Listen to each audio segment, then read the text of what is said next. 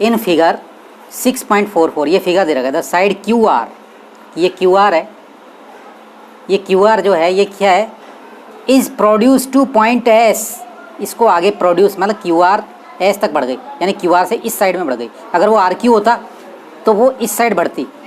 Are Q कहता तो इस साइड, और क्या कह रहा है क्यू आर, तो इधर से जाके इधर बढ़ गई एस तक। A point S if the bisector of, ये पी क्यू आर का बाइसेक्टर है, ये बाइसेक्टर यानी ये एंगल और ये एंगल क्या हो गए इक्वल। कोई भी जब एंगल किसी का बाइसेक्टर, कोई भी लाइन जब किसी एंगल का बाइसेक्ट करती है तो जो लाइन होती है इसके दोनों तरफ के जो पार्ट होते हैं वो आपस में क्या होते हैं इक्वल, यानी कि पी क्यू टी और आर क्यू टी ये दोनों क्या हैं इक्वल है। ये चीज़ ध्यान में रख लो, जैसे ही क्यू आर क्यू टी इसने बाइसेक्ट किया तो इधर का और इधर का ये वाला और ये वाला एंगल इक्वल हो गया, इस लाइन के दोनों तरफ के एंगल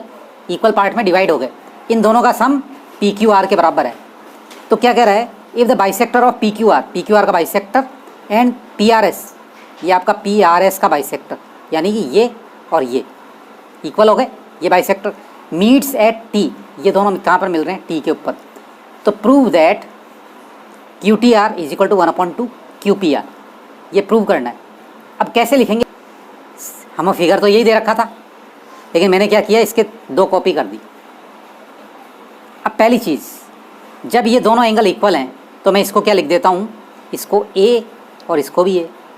इसको बी और इसको भी बी मान लेते हैं अपन, इस पर लिख दिया मैंने। तो गिवन के अंदर क्या लिखूँगा कि angle P Q T is equal to T Q R, angle P Q T, तो पी क्यू टी और आर क्यू टी इक्वल, क्योंकि ये बाइसेक्ट कर रही है इसलिए जो हमारे मतलब की है ना वही चीज़ लेंगे। एंड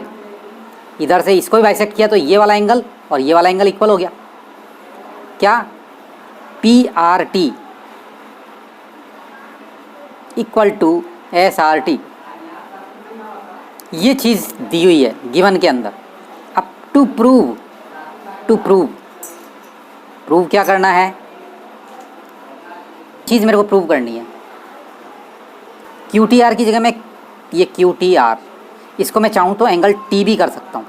एंगल टी कर दूँ मैं, क्यू टी आर है ना तो यही है अकेला ही है, तो इसको angle T is equal to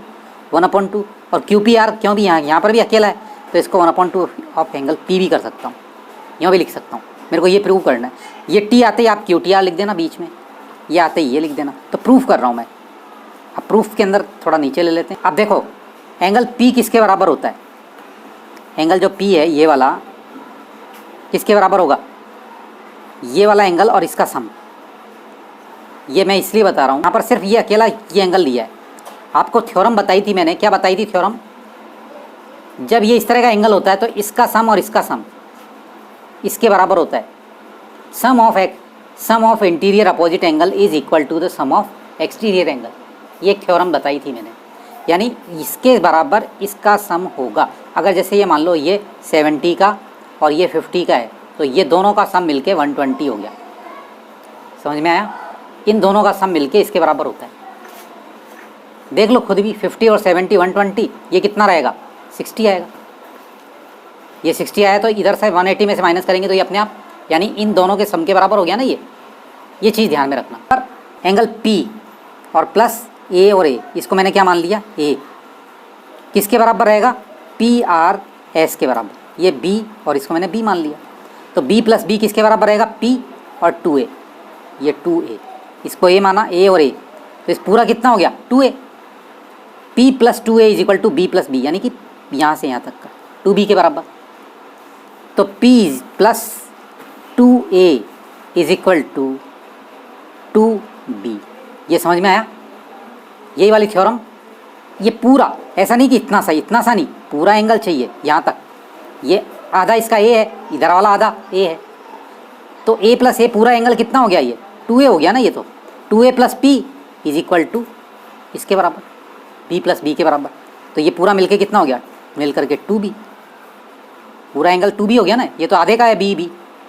ये आधे का A, दोनों मिलकर के कितने हो गए 2A, तो ये और ये मिलकर के 2B हो गए। अब मैं लेता हूँ एंगल T, तो ये एंगल T है इस पार्ट में, ये इसका आधा जो है ये कितना है, सिर्फ ए ही है ये तो A plus T is equal to कितना हो जाएगा, अकेले बी के बराबर, क्योंकि इधर का बी तो है, इधर का बी है ही नहीं अब इसमें, अकेला ये बी रहेगा। तो देखो एंगल टी प्लस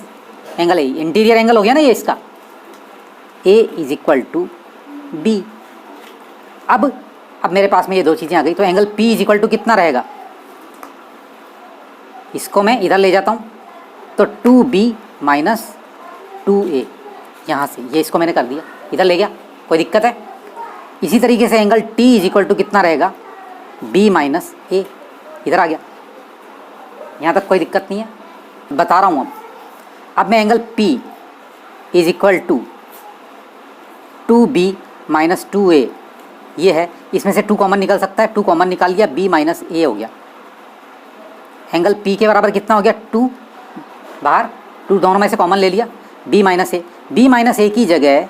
मैं एंगल T लिख सकता हूँ क्या, B minus A is equal to T है। तो मैं क्या कर रहा हूँ, मैंने angle P is equal to 2 और इसकी जगह क्या लिख रहा हूँ मैं अब, एंगल T,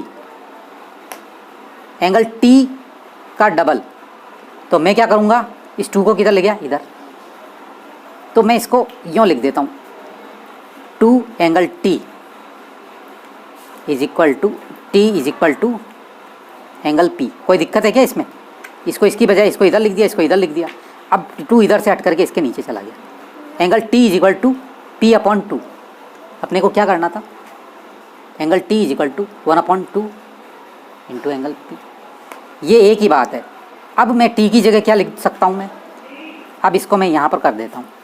QTR, T की जगह क्या लिख देता हूँ पूरा, QTR is equal to, P की जगह क्या लिख दूंगा, QPR अपॉन 2, ये एक ही बात है, इसको चाहे 1/2 एंगल QPR लिख दो, इसमें और इसमें कोई फ़र्क नहीं है,